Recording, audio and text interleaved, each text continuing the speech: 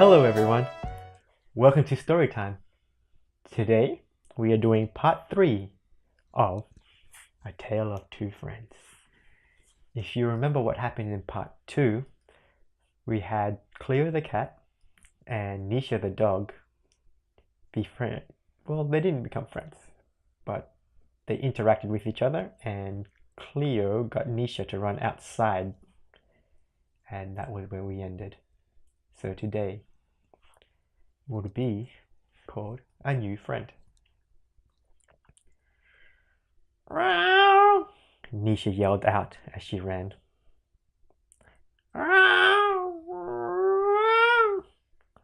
She walked around the fields, trying to figure out where Neisha had entered them. She saw some paw prints on the ground. This could be her, she thought. She looked back at the windmill, sighed, and followed them in. The flowers were thicker than what she thought it was. She would walk a few steps forward, and there was a plant in her way, and she had to move around. A few steps to the left, another plant in her way. A few steps to the right, again, same thing. There always seemed to be a plant in her way. Everywhere she turned. Her neck was getting tired from all the swaying left and right to see where she needed to go next. After following the tracks for what seemed to be like forever, she laid down to rest. Her nose was near a paw print. Something about them struck her. They weren't neat paw prints, like the ones that entered the flower fields. They were a little messy. She moved her eyes closer to them. Something was interesting about them. She turned to look at her paw prints. Her prints were placed on the ground carefully, each step deliberate. Each print had a distinct marking. The print that she was following were more chaotic. They were smudged on the ground. The ones she was looking at seemed to be smudged, turning left. She moved forward, following the prints. She found another set. This time, smudged, turning right. The steps were smudged, but the path it created was one where the marker was able to predict a certain path. Wow! I didn't think Neisha was capable of such elegant movements, she thought to herself. Maybe I can do the same thing. She examined the paw print and memorized how to follow the path. Okay, I can do this, she thought, psyching herself up. She moved slowly. She didn't want to hit a plant. She moved straight, stomp, twist, kick, to miss the plant. Run straight, stomp, twist, kick. Run straight, stomp, twist, kick. It was hard at first, but the more she did it, the more confidence she got. She moved a little faster. After every stomp, twist, and kick, she gained more confidence and moved faster again. She screamed out with joy as she got the rhythm. Whack!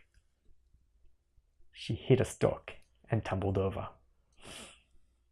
She thought it was going to be painful, but the flower stalk just bent over from the impact. Not as hard as I thought it would be. This gave her a little more confidence to move at a quicker pace when she got up again. She cried out.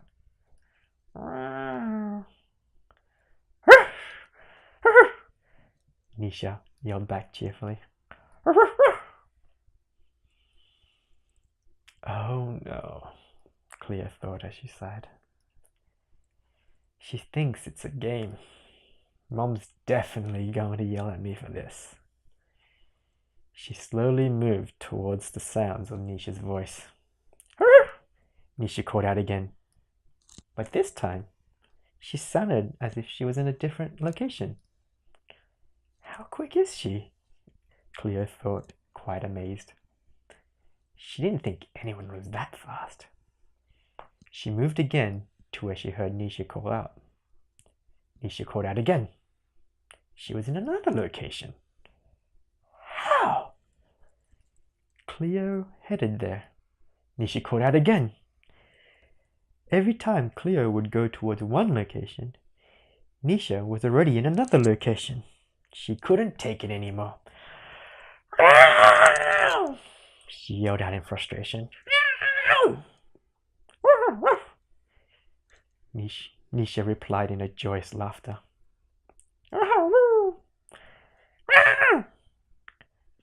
Cleo cried out. The flowers around stopped rustling as Neisha paused.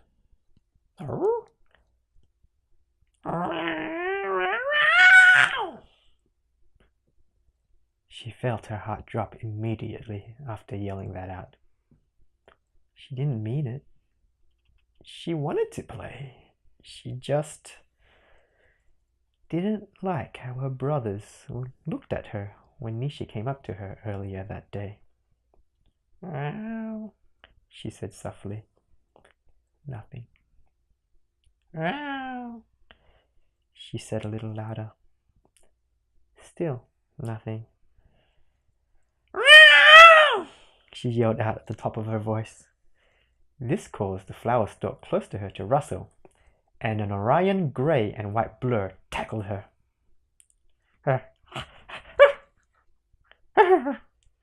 Neisha said as she kissed Cleo. Cleo couldn't help it. She let out a little giggle.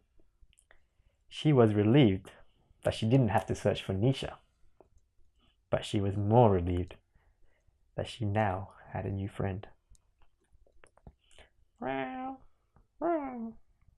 Cleo said. Neisha let her up. They started to head back, but it was soon apparent that the two had no idea where they were going. Cleo asked Neisha.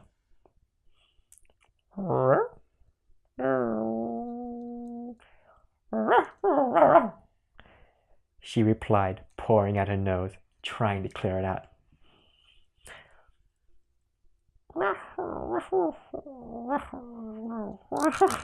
She shook her head and let out a small sneeze. Cleo asked. If they couldn't smell their way out, then maybe seeing their way out was a better solution. Neisha laughed. Cleo shot her an angry look. That's not a silly suggestion.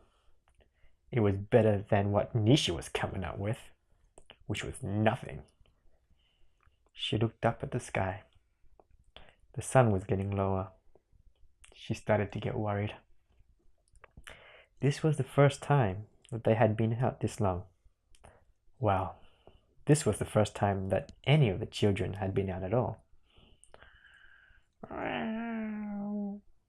Cleo said to Neisha.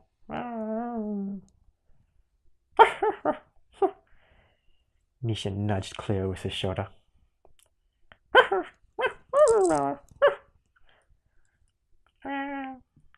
Cleo replied as worry continued to wash over her. They continued walking around. Cleo would check the sun's location every so often. It was a leg's length from the flower at first. Then it was minus a paw. Then it was minus 2 paws. This wasn't good. Neisha's mum might be home soon. She always came home when the sun was just about to disappear in the sky. Neisha said to Cleo. She said to stress her point. They decided they needed to run if they wanted to get home quickly. Without knowing where they needed to go, they decided to run for it in no particular direction. Until they heard a familiar voice yelling in the distance. It was hard to make out, so they ran towards the call. The call seemed to repeat a message over and over again, but they weren't able to make out that message. Faster, they ran towards the yelling. They were getting in closer until part of the message repeated stopped them in their tracks. Neisha and Cleo's heart started to beat hard and heavy. Neisha said.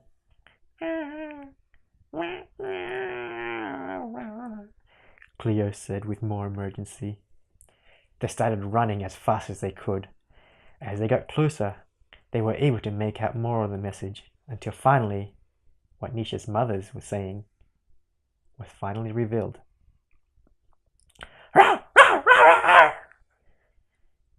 The message sent chills down their spine. Cleo said, panting heavily. Neisha just shook her head. She didn't know, but she found extra speed and ran even faster, Cleo following suit. Their legs were tired, but they ran as fast as they could towards the voice. Neisha's mum yelled out a new message. Cleo and Neisha could see the flower was thinning out. Cleo said as her legs started pumping harder. Through the thinning flowers, they could see some big creatures that they had never seen before. They were standing on two legs, and they had Cleo's brothers. Cleo's eyes started to whirl. Her vision blurred. Unable to see, she ran straight into a flower that was in front of her, causing her to topple over and roll out of the flower fields. Neisha jumped out, started yelling. And that ends part 3 of our story. Join me again for part 4. Until then, goodbye.